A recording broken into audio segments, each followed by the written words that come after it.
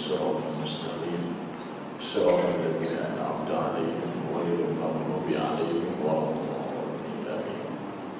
إن الحمد لله الذي نحمده ونستعينه ونستهديه ونستغفره ونعوذ بالله من شرور أنفسنا ومن سيئات أعمالنا من يهده الله فلا مضل له ومن يضلل فلا هادي له وأشهد أن لا إله إلا الله وأشهد أن محمدا عبده ورسوله. اللهم رب اشرح لي صدري ويسر لي أمري واحلل عقدة من لساني يفقهوا قولي فإن أشرف الحديث كتاب الله وخير الهدي محمد صلى الله عليه وسلم وشر الأمور محدثاتها وكل محدثة بدعة. اللهم علمنا ما جهلنا وذكرنا ما نسينا. اللهم إنا نستودعك ما علمتني فاغفر لي حاجتي إليك. السلام عليكم ورحمة الله وبركاته. Ini dimuliakan terima untuk bila Tuan Siap, adik-adik jalan kuasa dan semua sahabat-sahabat muslimin dan muslimat, para jemaah yang dikasihi oleh Allah Subhanahu wa taala sekalian. Dan pertamanya, terima kasih banyak-banyak kerana sudi dulu dan minta maaf di atas keterlibatan saya pada malam ini. Ada kerja sikit tadi sampai lewat tapi tak jam jalan clear. Semua orang cuti, tuan-tuan tak cuti. Alhamdulillah. Untuk memenuhi ruang malam ini di antara maghrib dengan isya, seperti biasa malam ini kita baca tafsir juz'u amma surah-surah muqaddam. Malam ini kita baca sambungan surah Al-Balad. Kita baca malam ini sama-sama tuan-tuan surah Al-Balad. Baru ini kita dah sempat habiskan tafsirannya. InsyaAllah malam ini kita habiskan surah Al-Balad, surah yang ke-90. InsyaAllah tuan-tuan kita baca sama-sama. Tuan-tuan semua, saya ingat semua surah ini. Ikut saya seperti biasa. Moga-moga Allah Ta'ala berikan kebarakatan kepada kita semua insyaAllah. Bismillahirrahmanirrahim.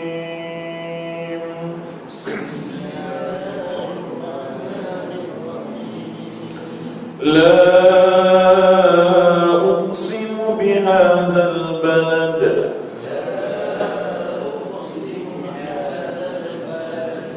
wa بهذا البلد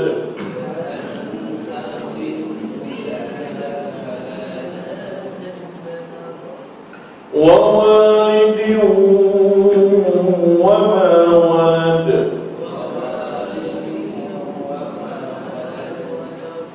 لقد خلقنا الإنسان في كبد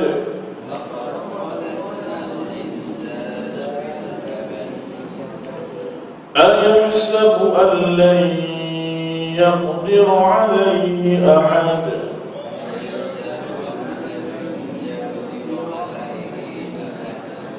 يقول أهلكت مالا لبدا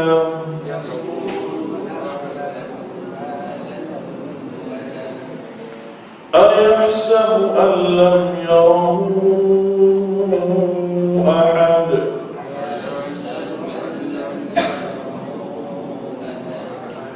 ألم نجعل له عينين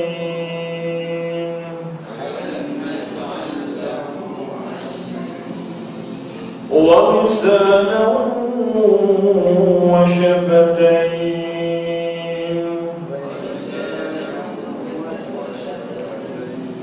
وهديناه النجدين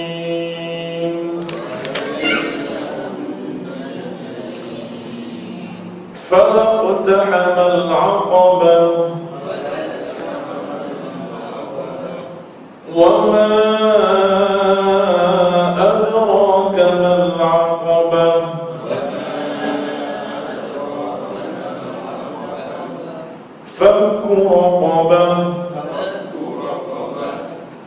إطعام في يوم ذي مسغبة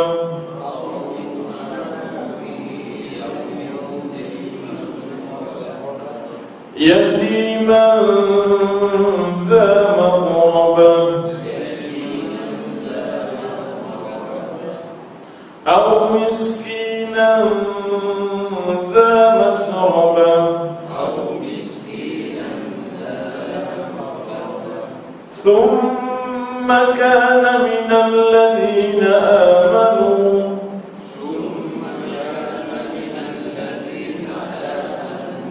وتواصوا بالصبر وتواصوا بالمرحمة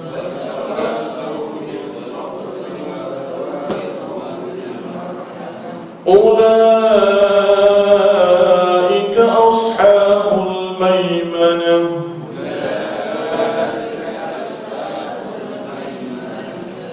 والذين كفروا بآياتنا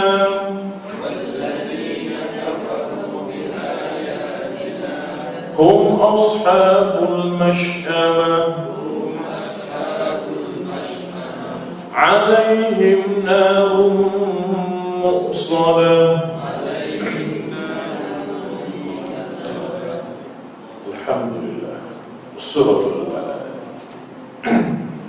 Surah ini seperti mana yang kita dengar pada kuliah yang lepas, Allah Subhanahu wa Ta'ala ingin mengingatkan kepada kita bahawa hidup kita ini memang selalu susah.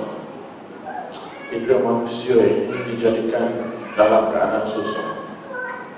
Allah Subhanahu wa Ta'ala bersumpah dengan nama-nama yang tercatat dalam ayat yang pertama, kedua dan ketiga.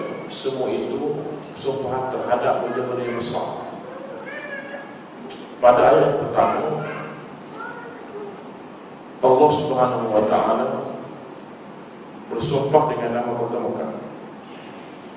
La uqsimu bihadzal balad. Sesungguhnya aku bersumpah dengan nama kota Mekah. Allah Ta'ala bersumpah dengan kota Mekah kerana kota Mekah merupakan kota yang diharapkan oleh Allah Subhanahu wa Ta'ala, tanah yang diharapkan oleh Allah Subhanahu wa Ta'ala. Kalau kita rujuk dalam hadis qudsi, Allah Subhanahu wa Ta'ala menyatakan bahawa, kalau kita rujuk dalam hadis sahih, hadis qudsi, hadis sahih, diceritakan bahawa Allah Subhanahu wa Ta'ala telah haramkan kota Mekah. Inna hadzal balada haramahu Allah yawma khalaqa as-samawati wal ardh. Sesungguhnya negeri ini telah diharamkan, disucikan oleh Allah Subhanahu wa Ta'ala ketika mana Allah Ta'ala jadikan langit dan bumi. Allah Subhanahu wa Ta'ala haramkan kota Mekah yang merupakan tanah yang disucikan oleh Allah Ta'ala semenjak Allah Ta'ala jadikan langit dan bumi. Allah Ta'ala juga bersumpah dengan kota Mekah kerana kota Mekah itu adanya Kaabah. Kaabah yang merupakan kiblat kepada penduduk dunia dan dijadikan tempat turunnya segala rahmat, dan ianya merupakan tempat yang memang kita semua orang Islam ingin ke sana. Kalau boleh kita nak ke sana, tiada hari nak ke sana. Tapi oleh kerana nak ke sana untuk kena ada visa, dia bukan seperti kita nak pergi ke Kota Baru, Kota Baru, dia kena ada visa. Sekarang ni paling banyak kita boleh pergi 2 kali setahun. 2 kali setahun. Bagi mereka yang ada terlibat dengan pengurusan travel, itu lain. Baik itu yang tidak ada pengurusan travel, paling tinggi itu 2 kali. Dan kalau sekiranya tuan-tuan ke Mekah buat umrah atau buat haji, tuan-tuan kita kena gunakan masa tersebut untuk mendapatkan sebanyak mungkin pahala. Kerana dalam hadis sahih Nabi cerita, siapa-siapa yang sembahyang dalam Masjidil Haram satu rakaat menyamai 100,000 rakaat. Itu hadis sahih. Siapa-siapa yang sembahyang satu rakaat dalam Masjidil Haram menyamai 100,000 rakaat. Kalau 2 rakaat 200,000 rakaat. Itu hebatnya pahala. Ya Allah Ta'ala akan cari kepada mereka yang melakukan ibadah sembahyang dalam Masjidil Haram. Adapun di Masjid Nabawi satu rakaat menyamai 1,000 rakaat. Dan di Masjid Al-Aqsa satu rakaat menyamai 500 rakaat. Di Masjidil Haram satu rakaat 100,000 kali rakaat. 1,000 rakaat. Pahala sahih. Ini hebat, peluang yang hebat Allah Ta'ala beri kepada kita. Ulama menyatakan, ulama memberikan pandangan, kalau sekiranya sembahyang Allah Ta'ala gandakan 100,000 kali ganda, maka begitulah juga dengan amalan yang lain. Kalau kita puasa sehari di sana juga menyamai 100,000 kali ganda. Berilah juga dengan ibadah yang lain. Sebab sembahyang ini merupakan kepala segala ibadah, rasul ibadah. Tuan-tuan, sahabat-sahabat yang dikasihi Allah sekalian,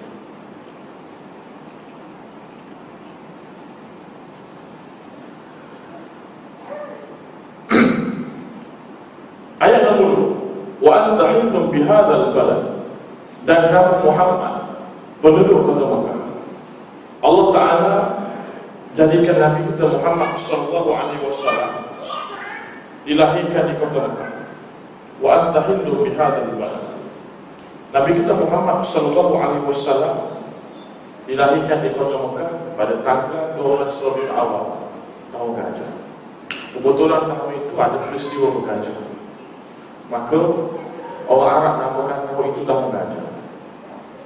Sebelum itu, jika sekiranya ada berlaku peristiwa naga, maka mereka namakan tahun itu tahun naga. Kalau ada peristiwa anak, mereka namakan tahun anak. Jadi mereka tidak ada tahun khusus, tidak ada perkiraan tahun seperti mana kita hari.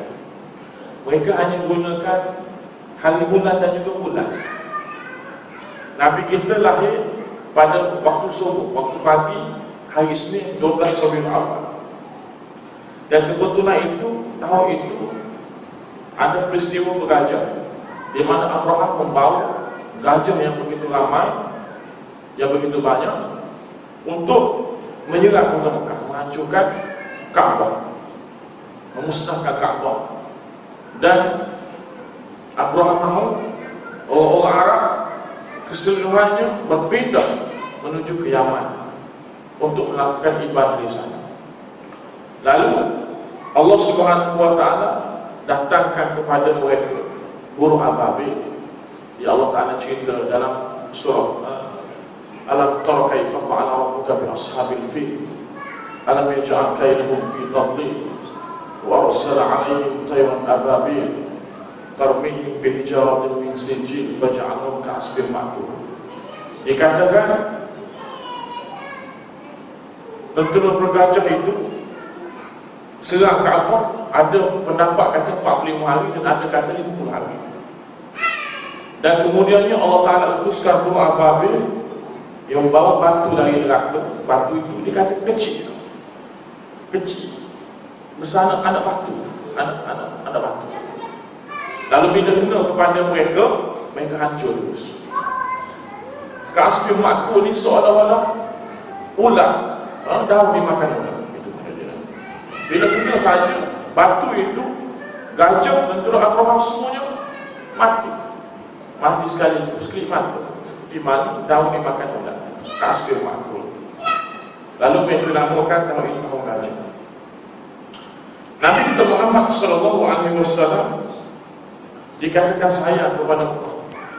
Maka sebab itulah Nabi SAW bila nak berhijrah ke Madinah, di saat Nabi dalam keadaan nyawanya terancam, bila Nabi dikejar oleh pemuda-pemuda daripada kabilah Arab yang nak bunuh Nabi, walaupun demikian Nabi keluar daripada kota Mekah itu bersama dengan Abu Bakar. Nabi sempat lagi tak ada Kaabah. Nabi lihat Mekah dalam keadaan sayur. Lalu Nabi bercakap dengan Mekah. Nabi kata, wallahi demi Allah, innaki, sesungguhnya engkau wahai Mekah, la ahabbu ardillah, adalah bumi yang sangat dikasihi oleh Allah, amat disayangi oleh Allah.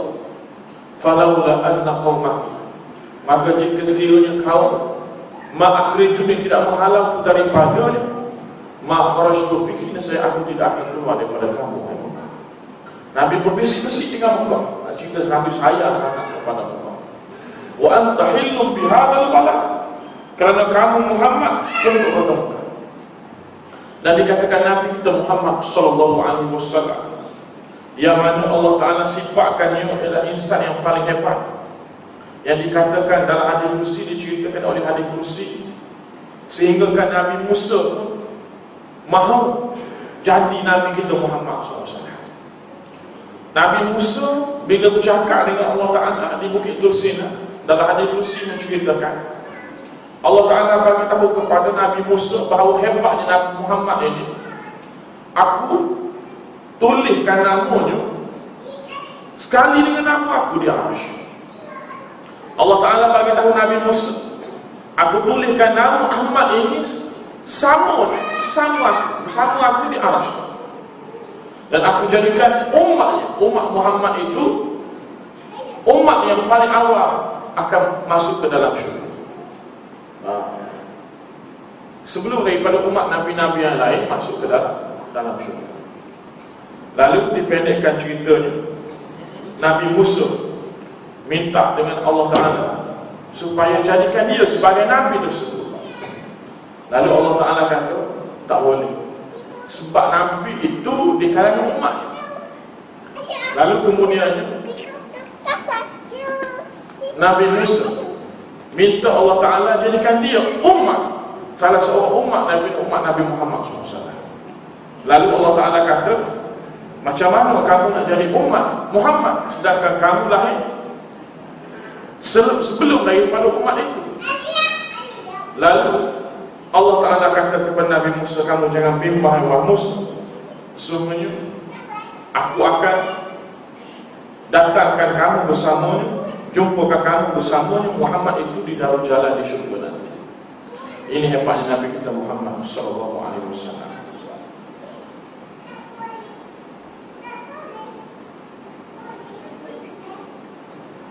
Itu Nabi. Tadi itu Nabi.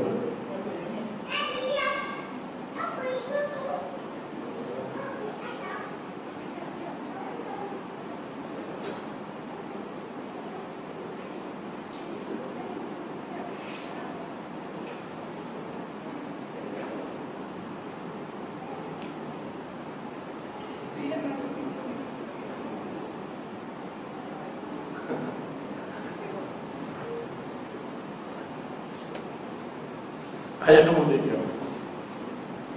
Wa walidin wa ma walad, dan demi bapa dan juga anaknya. Allah Ta'ala bersumpah demi bapa dan juga anaknya. Wa walidin wa ma walad, bapa itu ialah Nabi Adam alaihissalam. Wa ma walad, dan juga anak cucu Nabi Adam. Allah Ta'ala bersumpah menyatakan bahawa Nabi Adam alaihissalam juga tinggal di Mekah. Dalam hadis riwayat daripada Al-Hakim, Ibnu Abbas menceritakan bila Allah Ta'ala turunkan Nabi Adam dari syurga, Allah Ta'ala jatuhkan Nabi Adam itu di India, di bumi India. Adapun Hawa itu jatuh di Jeddah, dan ada pendapat yang kata Hawa itu jatuh di Mina. Lalu mereka berjumpa semula di Padang Arafah. Setelah 40 hari mereka berpisah. 40 hari berpisah. Nabi Adam di India, Hawa di Jeddah. Mereka bertemu di Padang Arafah. Dikatakan juga dalam hadis yang kursi yang lain, Allah Ta'ala juga perintahkan Nabi Adam supaya melakukan ibadah haji di Mekah. Bila Allah Ta'ala jatuhkan Nabi Adam di India, Allah Ta'ala perintahkan Nabi Adam melakukan ibadah haji di Mekah. Ini adalah hadis Qudsi. Nabi Adam pun pergi menunaikan ibadah haji di Mekah. Di ketika itu, Mekah itu memang tidak ada apa-apa. Tapi sebenarnya di sisi Allah Ta'ala ada Kaabah. Kaabah dah ada. Dalam kitab hadis Qudsi menyebut bahawa Kaabah itu ketika itu Kaabah ini dibina oleh Nabi Ibrahim selepas 1440 tahun daripada zaman Nabi Adam. Adapun ketika itu dalam hadis Qudsi menceritakan bila Nabi Adam buat haji di Mekah, ketika itu Kaabah itu berbentuk persegi sama macam hari ini kan? Cuma ianya bukan daripada batu lah. Ketika itu seolah-olah dalam kitab sebut macam manik, macam tembaga merah gitulah, dia bersinar-sinar. Nak ceritanya bila kita lakukan tawaf di luar, nampak yang di dalam, nampak dalam Kaabah. Dan kalau kita nak Kaabah itu nampak orang yang tahu kalau ketika itu ketika itu belum lagi dibina seperti mana dibina hari ini. Nak ceritanya Kaabah ini dah wujud dah. Memang dah wujud.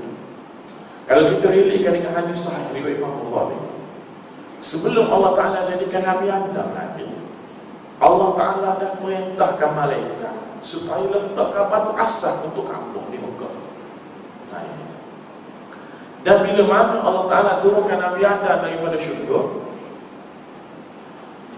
Nabi Adam minta ampun kepada Allah Ta'ala. Allah Ta'ala akan ampunkan dosa kamu. Selepas daripada kamu lakukan benda tersebut, kamu makan buah yang diharamkan ini, dan aku perintahkan kamu untuk melakukan ibadah haji di Mekah. Dan nak ceritanya tuan-tuan, dah ada dekat ini, cuma belum wujud seperti mana zahirnya hari ini. Lalu Nabi Adam juga telah berjumpa dengan Siti Hawa di Padang Arafah. Setelah 40 hari berpisah. Ada banyak pendapat, tapi pendapat yang paling kuat menyatakan 40 hari berpisah. Mereka bertemu di Padang Arafah.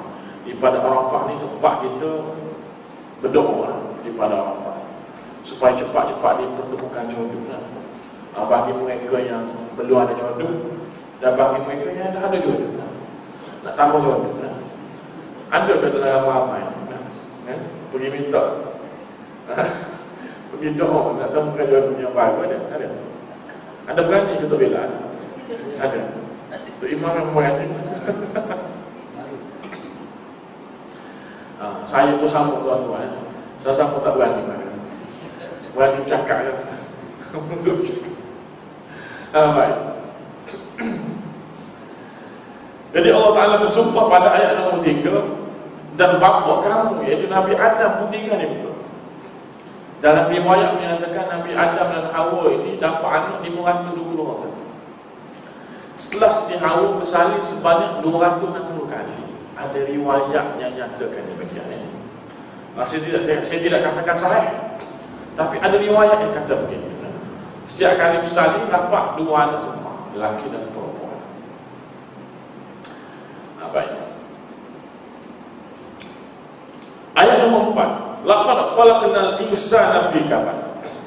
Demi sesungguhnya kami jadikan manusia itu dalam keadaan susah. Supaya inilah yang Allah Ta'ala nak beritahu kepada kita, memang susah. Susah. Hidup kita memang susah. Allah Ta'ala bersumpah dengan nama-nama yang disebutkan itu. Demi Mekah, Nabi kita Muhammad yang lahir di Mekah, bapa kita iaitu Nabi Adam juga tinggal di Mekah. Sebenarnya untuk nak menguatkan pernyataan ayat nombor 4 ini, bahawasanya kita manusia ini memang susah, diciptakan oleh Allah Ta'ala untuk menghadapi kehidupan yang susah. Dan kita ini memang kena susah, bukan untuk bersenang lenang. Semenjak ditiupkan ke dalam jasad lagi, memang susah.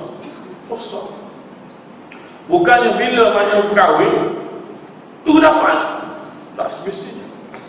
Ramai orang yang kahwin belah-belah tahun tak dapat anak, 10 tahun buat tu.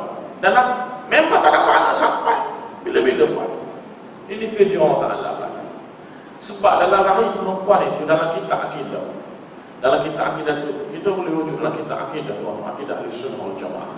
Dalam rahim perempuan itu ada malaikat saja. Tak kira lah isteri ke bukan isteri. Dalam rahim perempuan itu ada malaikat kan? Bila sperma lelaki masuk dalam tu, malaikat tanya Allah Ta'ala, macam mana ni Allah Ta'ala nak jadi ke tidak? Allah Ta'ala kata tak payah jadi, tak jadi. Allah Ta'ala kata jadi. Kalau Allah Ta'ala kata jadilah 10 hari, 10 hari. Jadi 3 bulan, 3 bulan. Sebab itulah berlaku keguguran. Keguguran ini pula kita jangan salahkan Allah Ta'ala. Ada hikmah tu. Mungkin kalau sekiranya anak tu jadi, tapi mungkin cacat. Bila keluar tu bukan cacat dan sebagainya. Jadi Allah Ta'ala kesiankan kepada kita. Maka awal-awal lagi diambil. Ya. Ada hikmah. Tuan-tuan, semua ini antara anak Allah Ta'ala memang susah. Ada kawan saya belah-belah tahun tak ada anak. Duit habis ratus-ratus ribu dia. Ratus ribu. Last kali dapat kembar. Dan bila lepas dapat anak pun. Anak pun.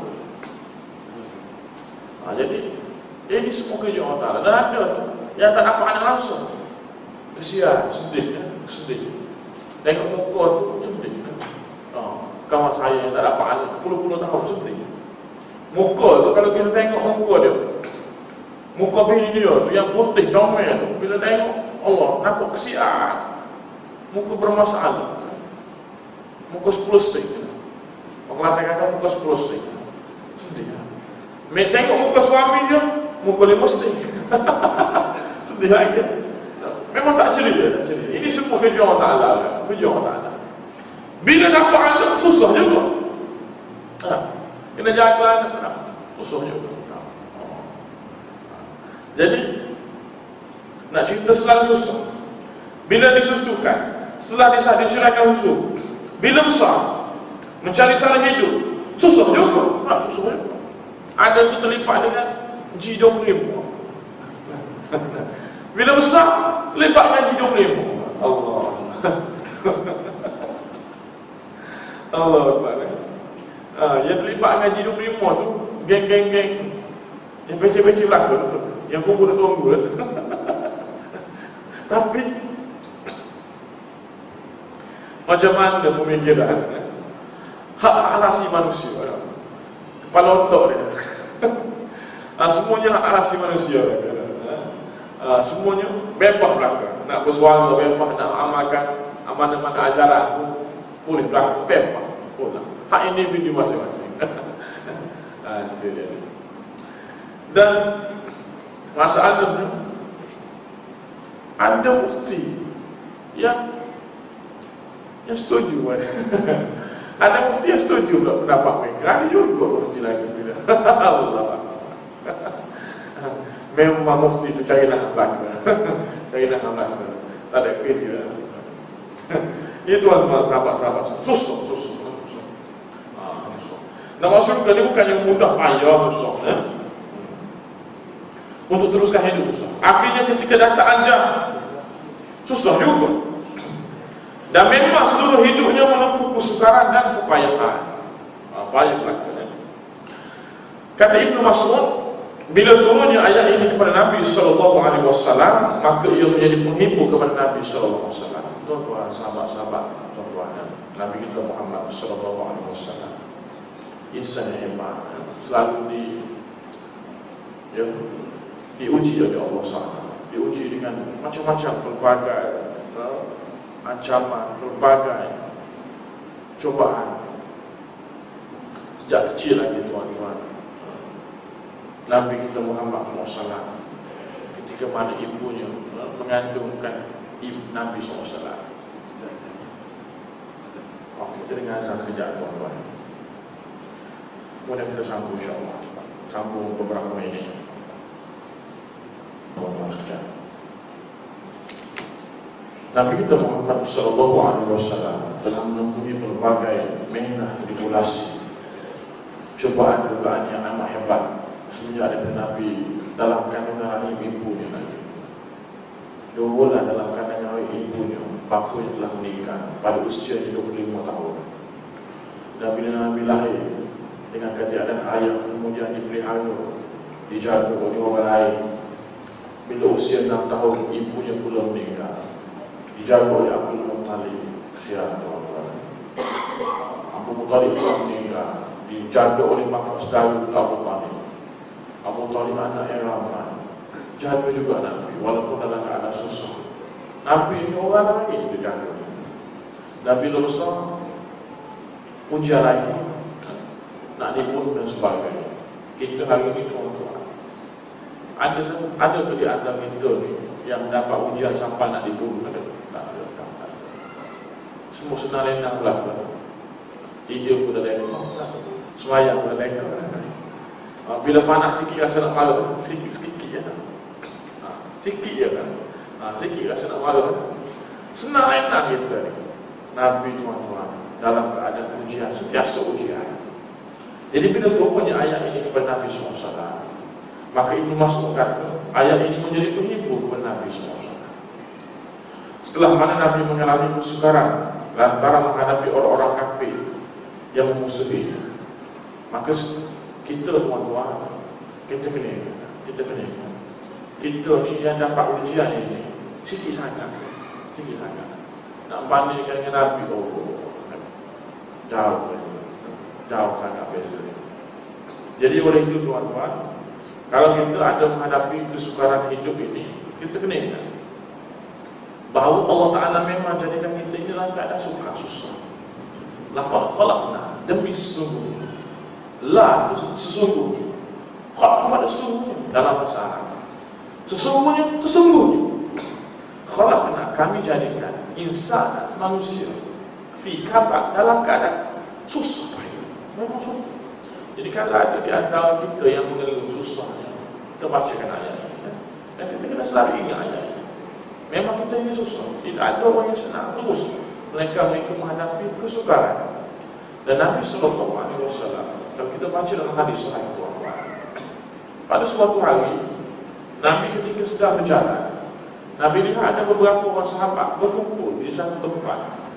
Sahabat itu sedang menceritakan tentang kesusahan masing-masing. Maka Nabi kata kepada mereka, absyiru, bergembiralah kamu. Faqad ja'akumul yusra, maka sesungguhnya datang kepada kamu kesenangan. La yaghliba usrun yusrain, kerana tidak akan sekali-kali satu kesesakan, satu kesusahan itu akan dikalahkan dengan dua kesenangan. Makna hati ini Nabi bagi tahu itu, bila Allah Ta'ala turunkan satu kesusahan, bila Allah Ta'ala beri kita susah, maknanya dalam susah itu ada dua senang. Dalam satu susah itu ada dua senang. Dia turun sekali, susah dengan senang. Cuma senang itu tak nampak, di belakang susah. Siapa-siapa yang bersabar, yang dapat mengatasinya, maka mereka akan dapat gapai dua kesenangan. Maka sebab itulah bila susah hidup kita ni, kita kena rasa, kita kena positive thinking. Di situ adanya kemanisan, adanya kesenangan. Tidak ada orang yang berjaya mereka kena susah juga. Siapa-siapa sekali. Itu tuan-tuan. Ini ayat nombor 4 yang mana Allah Ta'ala nak beri motivasi kepada kita bahawa hidup kita ini memang kena sentiasa dalam ujian, kesusahan. Dan kita kena tabah menghadapi, kerana sememangnya kita ini dijadikan dalam keadaan susah. Tapi jangan bimbang, dalam susah itu sebenarnya ada kesenangan. Ayahsabu an la yaqdiru alaihi ahad. Adakah kamu menyangka, wahai manusia, bahawa tidak ada orang yang berkuasa ke atas kamu? Ini satu lagi. Kita ni, bila mana kita ni hebat, kita rasa kita ni hebat, banyak harta, kuat, kita rasa kita boleh buat belakang, tak perlu kepada pertolongan sesiapa, termasuklah Allah Ta'ala. Lupa darah. Jadi Allah Ta'ala ingat kita bahawa kita semua ni adalah milik Allah Ta'ala. Bila Allah Ta'ala nak ambil, bila-bila masa dia boleh ambil. Ayat ini Ayat ini diceritakan dalam kitab tafsir. Ianya sebenarnya ditujukan kepada seorang musyrikin Arab Mekah, namanya Abdul Asyad bin Kaldah. Abdul Asyad bin Kaldah ni seorang yang kaya perkasa, kuat, dan dia seorang yang kaya raya. Kalau kita hari ni, kalau kita tempat kita ni macam bandar lah, bandar. Tapi bandar tu tak ada apa. Pagi jom pergi tangkap ikan. Abdul Asyad bin Kaldah ni kaya dan kuat. Suatu hari dia pergi ke tengah-tengah kota Mekah. Dia hampakan kulit binatang. Kulit kambing macam itulah hamparan kulit tersebut. Maka dia pijak dengan kedua kakinya di tengah-tengah kulit. Maka dia kata kepada orang-orang Arab Mekah, siapa di antara kamu semua ni yang dapat tarik hamparan kulit ni sehingga kaki aku berganjak, nescaya aku akan beri apa saja kepada kamu. Dia nak tunjukkan bahawa dia dekat dan dia ni kaya. Lalu tampillah 10 orang pemuda Arab yang kagum perkasa.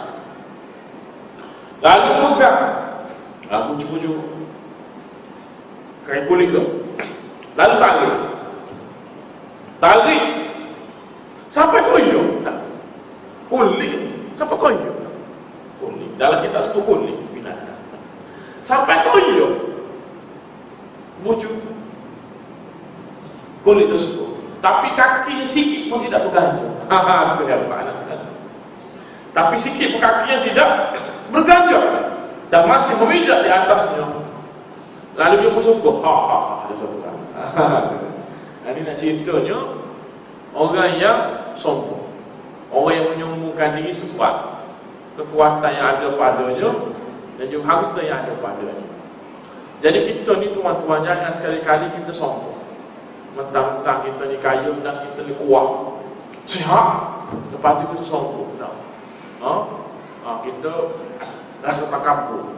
Siapa-siapa yang ada sifat demikian, adik-beradik dengan Abdul Asyad bin Kaldah.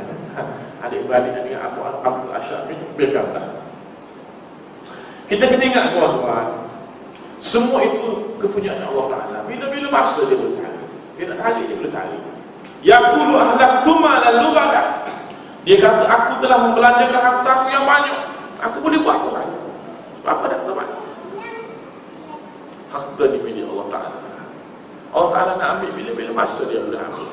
Dan kita ni tuan-tuan, tak payahlah kita rasa hebat, nak bangga dengan kekayaan yang ada pada kita.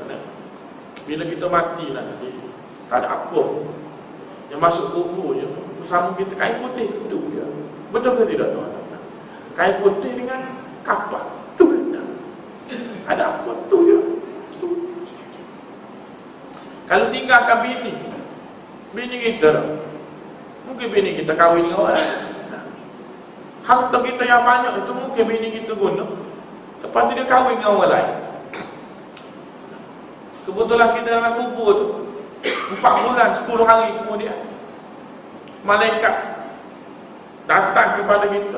Malaikat bawa skrin besar. Contohnya, malaikat suruh kita tengok satu majlis perkahwinan secara live. Kita pun tengok, rupanya bini kita kahwin. Bini kita kahwin pula guna duit kita yang kita tinggal kepada dia. Lepas tu kahwin pula dengan kawan kita jiran sebelah rumah. Allah, pandang kita. Rasa bodoh kita. Macam itu. Dan kalau sekiranya bini kita ni, dia tinggalkan harta ni, confirm dapat kepada kita. Kalau tak ada anak, banyak lagi kita dapat. Kalau ada banyak, kalau ada anak, dapat 1/4. Itu kaedah dia dalam faraid. Kalau tak ada anak, 1/2. Kalau ada anak, 1/4. Tapi hari ni orang boleh buat belaka. Dia boleh ambil belaka. Dan bini tuan-tuan, bini bila meninggal, tinggalkan harta itu memang confirm dapat kepada kita. Dan kita orang lelaki ni memang confirm akan bini lain, tuan-tuan. Betul ke tidak? Betul ke tidak? Nah, tak kan? Orang tak kan? Jangan mendustai dia tu. Nak cerita, orang lelaki percaya mana? Termasuk saya. Termasuk saya. Ini sama juga. Baru ni saya jumpa seorang kawan saya, anak murid saya. Saya tadi ingat cerita dia. Sedih siapa nak?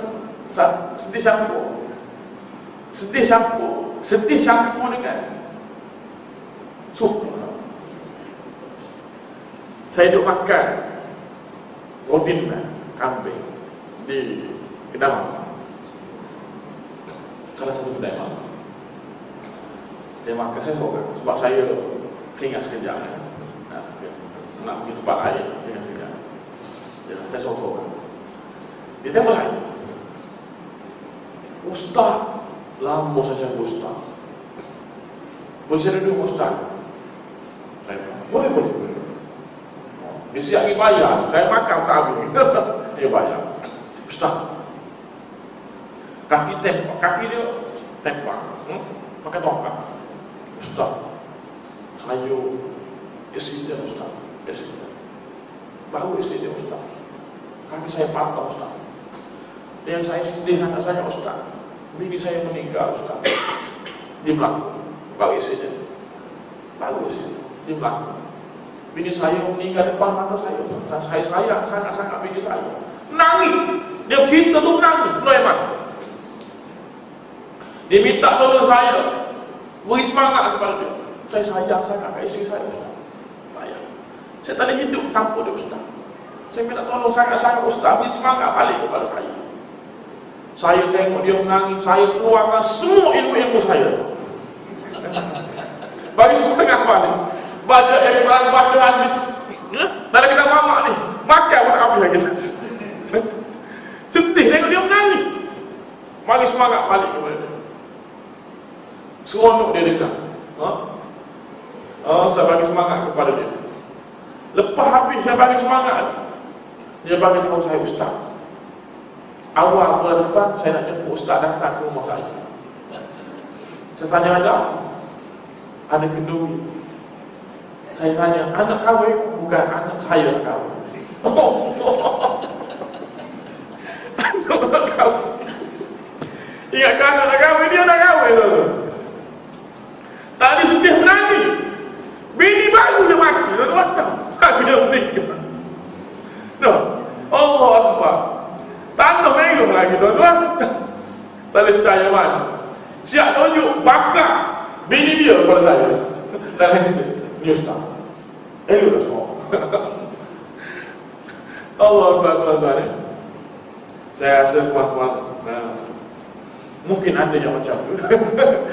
Mungkin ada yang macam tu. Tapi nak cerita perempuan, orang lelaki tak percaya mana. Boleh dari mana. Baik kan? Baik. Itu cerita dia ni, tuan-tuan. Jadi kita kena ingat, tuan-tuan, sama-sama kita ingatkan bahawa masa dah habis. Saya tengok masa jam pukul 8.20. Jadi saya pun tengok ke jam tu lah 8.20. Jadi saya tengok jam ni saya ni 8.4. Saya sabar lagi sebab saya cakap. Tak boleh. Rupanya masa dah habis lah, tuan. Setakat tu 8 minit. Wallahualam, Allah Ta'ala berikan kefahaman kepada kita semua, tuan-tuan. Banyak-banyak kan. Kata lewat malam ni. Assalamualaikum warahmatullahi wabarakatuh. Bismillahirrahmanirrahim. Alhamdulillahirabbil alamin wassalatu wassalamu ala asyrafil anbiya'i wal mursalin wa ala alihi wasallam ajma'in. Allahumma jama'na hadha jam'an marhuma wa tafarraqna min ba'dika tafarraqan ma'suma. Wassallallahu ala Muhammad wa ala alihi wasallam ajma'in. Walhamdulillahi rabbil alamin. Assalamualaikum.